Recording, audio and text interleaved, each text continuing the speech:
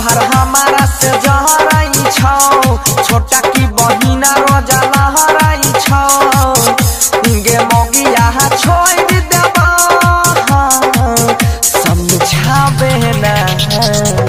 कपार के फोड़ देबा गे समझा लेना कपार के फोड़ देबा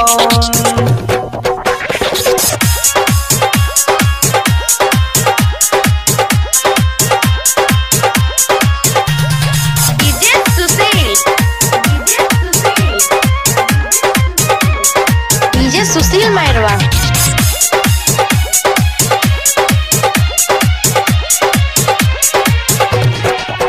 हे गेले को जे सुईद पैसा तोर बाप न अभियो चुकैल गौ आ गछने जे रहो एगो पारी अभी तक न हो पहुँचल गौ हे गेले को जे सुईद पैसा तोर बाप न अभियो चुकैल गौ आ फानी फानी महारैला यहाँ बाई छौ हमारो मियाज सना कहा बाई छौ दे जमारा के तोड़ देबा मगिया गे समझाबे ना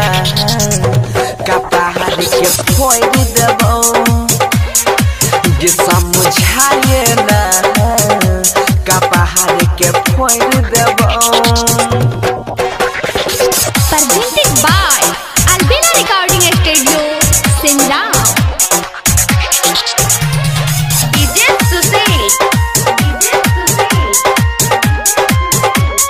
DJ सुशील बाबू हे गे रसदयालम से कहे जाके ओकरे घर में रहे हमारा से आप नहीं चलता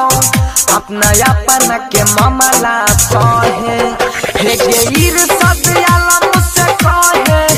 जाके ओकरे घर में रहे दोसर शादी करवाओगे तोरा भईवा से नहीं डरवाओगे मुहावा के मोड़ देबा सुन मौगिया गे कपार के फोड़ देबा सुन मौगिया गे कपार के फोड़ देबा DJ सुशील मैरवा।